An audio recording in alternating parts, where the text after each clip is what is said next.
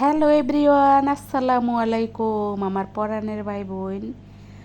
আমার নিজের কিছু পিকচার দিয়ে নতুন ভিডিওটা প্রতিদিনের মতো আজকেও তোমাদের মাঝে শেয়ার করলাম। তোমরা যে যেখান থেকে আমার পরাণের ভাই বোন আমার ভিডিও জুড়ে আসো, এতক্ষণ ধরে আমার সাথে থাকবে যারা এবং আসো যারা, শেষ পর্যন্ত ভিডিওটা দেখবা যারা, তোমাদের সকলকে আমার অনেক ভালোবাসা এবং তোমাদেরকে আমি অনেক সত্যিকারের অনেক ভালোবাসি। দেখো, আমি আমার পিকচার দিয়ে ভিডিও শুরু করেছি। কেমন লাগতেছে অবশ্যই আমাকে লিখে যাবে কিন্তু কমেন্টে। আর তোমরা অনেকেই আমাকে নতুন করে বন্ধু করে নিয়েছো এবং আমাকে বন্ধু হওয়ার জন্য বলেছো। তোমাদের অলরেডি কিন্তু আমি বন্ধু, তোমাদের ভিডিওতে কিন্তু অলরেডি আমি গিয়ে এসেছি। দেখো, পিকচার দিয়ে ভিডিওটা শুরু করেছি, তারপরে থাকলো শাক পাতা রান্না করেছি কেটে কুটে। তোমরা তো জানো যে আসলে আমরাও তো বড় লোক না, গরিব মানুষ, শাক পাতা খেয়েই কিন্তু বেঁচে থাকি। ঢাকা সিটিতে শাক পাতা চিড়ে বিড়ে রান্না করে খেয়ে বেঁচে থাকি, ঠিক না বলো পরাণের ভাই বোন? এই যে দেখো, ছাদের গাছের থেকে নিয়েছিলাম কিছু লাউ পাতা, মানে মিষ্টি লাউ পাতা, তার সাথে ছিল কিছু আলু শাক, তারপরে ছিল কিছু লতা পাতা, যেগুলো আমি রাস্তা থেকে নিয়ে এসেছি আমার এক কলিগের মাধ্যমে, যেটা তোমাদের মাঝে আমি অলরেডি শেয়ার করছি। কাকরোল গাছ দেখাইছিলাম, দুইটা ফুল দেখাইছিলাম কাকরোল গাছের, সেই কাকরোল গাছের লতা পাতা আমার কলিগ আমাকে ছিঁড়ে দিয়েছে। আর আমি জীবনের প্রথম এই কাকরোলের পাতা রান্না করেছিলাম এবং খেয়েছিলাম। আমি জানি না পরাণের ভাই বোন তোমরা খাও কি না, তবে আমি জীবনে কোনো দিনও কাকরোল পাতা রান্না করে খাই নাই, এই প্রথম খেয়েছি। খেতে কিন্তু একটু তিতা তিতা লাগছে, কিন্তু আমার কাছে বেশ ভালোই লাগছে। যাই হোক, এই যে দেখো সেই কাকরোল পাতা, কাঙ্ক্ষিত সেই কাকরোল পাতা, এত সুন্দর গাছের পাতাগুলো যখন ছিঁড়েছি, ফ্লেভারটা খুবই সুন্দর ছিল, মানে খুবই ঘ্রাণ, আমার খুব ভালো লেগেছিল স্মেলটা। যাই হোক, এই কাঁকরোল পাতা কেটে কুটে ধুয়ে অফ ক্যামেরায় তারপরে কিন্তু রান্না করেছিলাম। আর এটা ছিল আমার অফিসের। আলহামদুলিল্লাহ আমার ডিপার্টমেন্টের পরীক্ষাগুলো শেষ, এখন আমি কিছুদিনের জন্য একটু রিল্যাক্স থাকবো। যাই হোক, দেখো, আজকের ভিডিওটা তোমাদের ভালো লাগলে অবশ্যই আমার চ্যানেলটা সাবস্ক্রাইব করে দেবা যারা দেও নাই। আর যারা অলরেডি দিয়েছো তারা তো আসলে আমার পরাণের ভাই বোন, আর যারা দেও নাই তারাও আমার পরাণের ভাই বোন, তবে একটু আগে আর পরে। যাই হোক, যারা আমাকে লাইক দেও নাই এখনও লাইকটা দিয়ে দিও, কমেন্টটা করে নিও, অল অপশনটি অন করে রাখো, বেল আইকনটিও বাজিয়ে রাখো, আর আমার ভিডিওর চ্যানেলের সাথে থাকো। আমার আমার ইউটিউব চ্যানেলটা তোমরা এগিয়ে নিয়ে যেতে অনেকটাই সাহায্য করতেছো। আমি প্রতিদিনেই কেউ না কেউ আমাকে সাবস্ক্রাইব করে, আমি দেখি, তখন না আমার খুব আনন্দ লাগে, আমি খুব আনন্দিত হই যখন তোমরা আমাকে চ্যানেলটাকে সাবস্ক্রাইব করো। আর পুরা গাছের পাতাগুলো কিন্তু আমি কেটে কুটে নিয়ে এসেছি, তার কারণ আমার হাজবেন্ড একটু দূরে গেছে, আমাদেরকে সত্যি বাজার করে দিয়ে যায় নাই। আর আমি না পৃথিবীতে জন্ম নিছি, আমার কথা না কেউ বিশ্বাস করে না। আমি যদি বলি আমার ঘরে চাল নাই, কেউ বিশ্বাস করে না। আমি যদি বলি আমার ঘরে তরি তরকারি বাজার কোনো কিছু মাছ তরকারি কিচ্ছু নাই, কেউ না বিশ্বাস করে না। যদি বলি আমার ব্যাগে টাকা নাই, তাও কেউ বিশ্বাস করে না। পরাণের ভাই বোন, তোমাদের সাথে কি এরকম হয়? অবশ্যই আমাকে কমেন্টে লিখে জানাবা। তখন না আমি অনেক অবাক হয়ে থাকি যে আসলে দেখো, আমি কিন্তু সত্যি বলছি, কিন্তু আমার সামনের মানুষগুলা আমার কথা বিশ্বাস করলো না। এবং আমি যদি না খাইয়ে থাকি আর কেউ যদি আমার জিজ্ঞেস করে তুমি কি খেয়েছো, তখন আমি যদি বলি যে না, আমি আজকে সারাদিন কিছু খাই নাই, সেই কথাটাও না কেউ বিশ্বাস করে না। যাই হোক, শুকরিয়া আল্লাহর দরবারে, মানুষ যদি বিশ্বাস না করে তাদেরকে তো আসলে জোর করে বিশ্বাস করানো যাবে না। এরকম অনেক কিছুই আমার লাইফে আছে যেটা মানুষ বিশ্বাস করে না।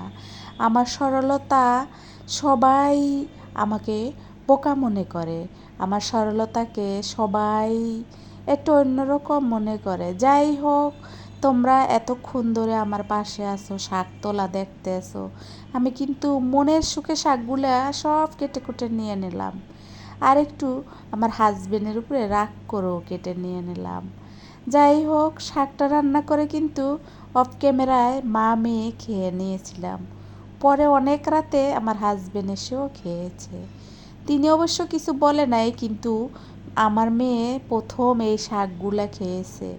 সে কোনোদিনও শাক খাইতে চায় না, কিন্তু আজকে সে এই শাকটা অন্যরকমভাবে রান্না করতে দেখে একটু খেয়েছে। তোমরা দেখতেই তো পেয়েছো, শাকটা একেবারে কড়ইয়ের সাথে শুকাই ফেলাইছি, মানে হাঁড়ির সাথে শুকিয়ে ফেলেছি।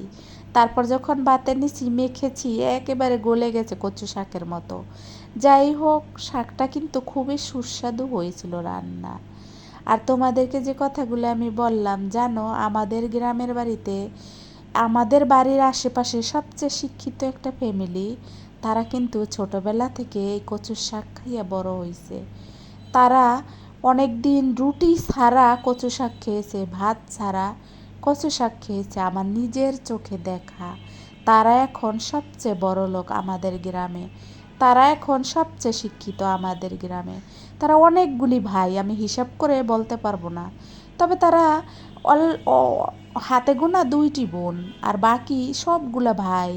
তারা প্রায় 10 জন ভাই বোন। আর তার বাবা মা দিয়ে, দাদা দাদি দিয়ে 12-13 জন তারা ফ্যামিলি মেম্বার।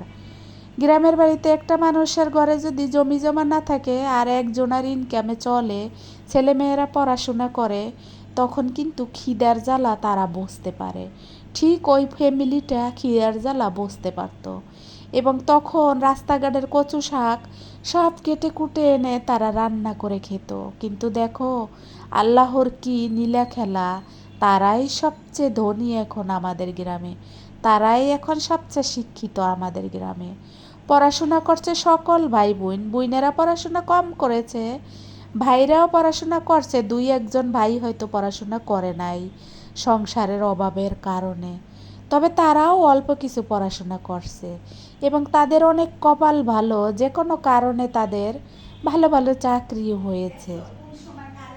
তারপরে তারা কিন্তু এই কচুর শাক খেয়ে বেঁচে আছে, বেঁচে ছিল একটা সময়। কিন্তু এখন তারা মোরগ পোলাও, আপনার এই যে কি বলে বুফে খাওয়া, চাইনিজ খাওয়া, সব কিছু তারা খাইতে পারে। তাদের কাছে কিন্তু টাকার অভাব নাই। তারা কিন্তু অনেক বড় লোক এখন, এবং সিভিল সার্জন তারা।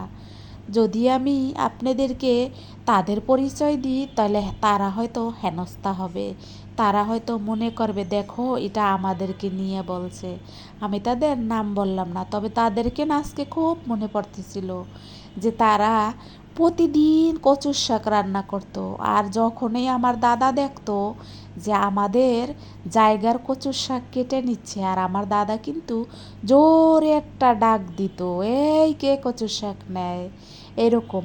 এইটা এখন আমার কাছে রূপকথার কাহিনী মনে হয়। তারাই কি এখন এরা, যারা এখন সবচেয়ে বেশি শিক্ষিত এবং সিভিল সার্জন? তারাই কি এরা? তারাই কি নতুন বাড়ি বানিয়েছে? যাই হোক, এগুলা না অনেকটাই মনে পড়ে। গ্রামে অনেক মানুষ আছে যে তারা কচুর শাক খেয়ে, শাপলা খেয়ে, ডুডি খেয়ে, আটার লেউ খেয়ে বেঁচেছিল।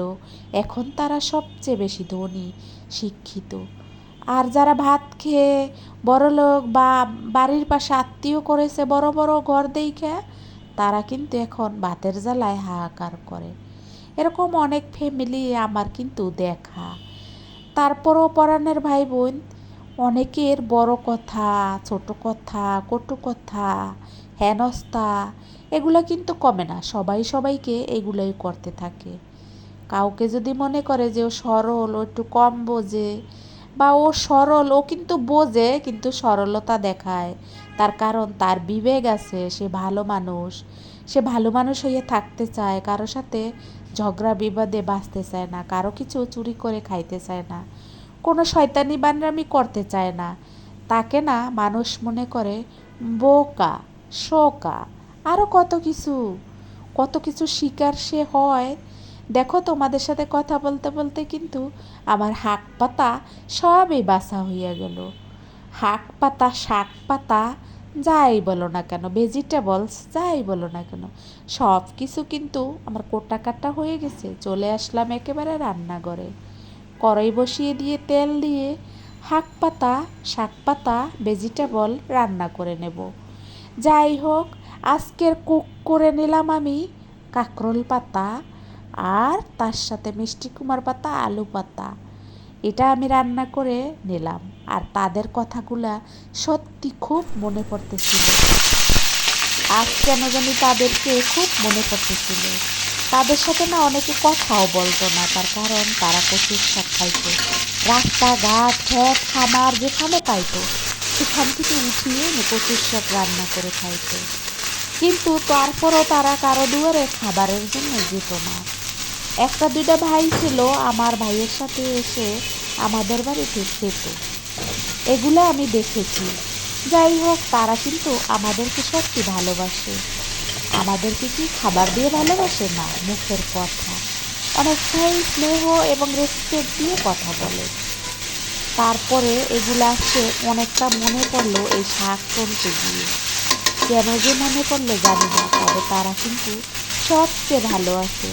তাদের ভাই বোনদের ভিতরে একতা আছে। আর অনেক ভাই বোনদের ভিতরে যারা আগে খেতে পারছে এখনও খেতে পারে নাই, কোনো একতা নাই। তোমরা সবাই ভালো থাকবা, যে যেখান থেকে আমার ভিডিও পড়ানোর ভাই বোন দেখছো। আমার কথাগুলো কিন্তু সত্যি, আমি কিন্তু বাস্তব জীবনের কথা বলছি, এবং তারা সবাই কিন্তু বেঁচে আছে। জানি না তারা এই ভিডিও দেখবে কিনা, আর তারা এই ভিডিও দেখলে মিল করে নেবে কিনা, যে আমি তাদেরকে নিয়ে বলেছি। যদিও আমি নাম মেনশন করি নাই, আমার বাড়ির কোন পাশে তাদের বাড়ি সেটাও বলি নাই। দেখো, একে একে আমার কিন্তু কাজগুলা হয়ে গেল। কাজ বলতে আমি তো শুধু আমার লুক আর আমার রান্নাঘরেই দেখাই, তবে আমার রান্নাঘরটা এখন কিন্তু অনেকটাই নোংরা হয়ে গেছে। হয়তো আমি একদিন ধুইয়া নেব। আসলে শরীরটা যখন খারাপ তখন থেকে না আমি আর পারছি না। এই তো দেখো, এভাবে কিন্তু এই যে শাক পাতা রান্না করা হয়ে গেছে। চিংড়ি মাছ দিয়ে একেবারে কড়াই শুকাইয়া রান্না করে নিয়েছিলাম। খেতে তো সুস্বাদু হয়েছে, সেটা তোমাদেরকে বলেছি। আর তার সাথে ছিল এই যে একটু ইলিশ মাছ, যেটা আমার খুব ফেভারেট। শাকও আমি খাই, আমি তত বড় লোক না, তাই শাকও খাই। তোমরা সবাই এতক্ষণ ধরে আমার সাথে আমার ভিডিওতে চোখ রেখেছো যারা, তাদের সকলকে অসংখ্য ধন্যবাদ এবং ভালোবাসা রেখে আমি তোমাদের মাঝ থেকে বিদায় নেব। ফিরে আসবো অন্য কোনো দিন অন্য রকম কোনো ভিডিও নিয়ে। ততক্ষণ তোমরা সবাই সুস্থ থাকো, ভালো থাকো।